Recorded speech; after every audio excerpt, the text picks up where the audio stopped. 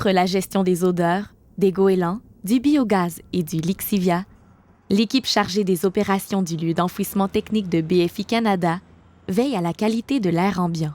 On a installé d'une part 2 stations de mesure en continu qui toutes les minutes mesurent les concentrations en hydrogène sulfuré, ça c'est l'odeur d'œuf pourri, et les concentrations de gaz méthane.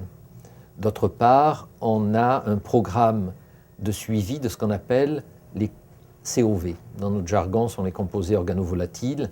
Les mesures de COV, soit les composés organiques volatiles, et de l'hydrogène sulfuré, qui sont effectuées depuis 2007, indiquent que les activités de BFI ne contribuent aucunement à la détérioration de la qualité de l'air ambiant autour du site. Puisque le site est situé dans un milieu maintenant semi-urbain, il a fallu déterminer les aspects sur lesquels BFI Canada pouvait exercer un contrôle. Pour donner un exemple, il y a des moments où le H2S est plus élevé lorsqu'il vient vers le site. Ça traduit tout simplement l'influence de la circulation automobile sur les autoroutes qui passent à proximité du site.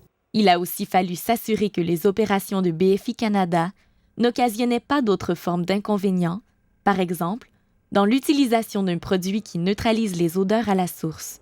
On a utilisé un produit qui a été utilisé dans des usines de traitement des eaux, pour lequel un écotoxicologue avait conclu que la nature des produits et le taux de dilution sont tels qu'il n'y a aucun impact sur la santé des travailleurs, qui sont les personnes les plus proches, et également sur les riverains.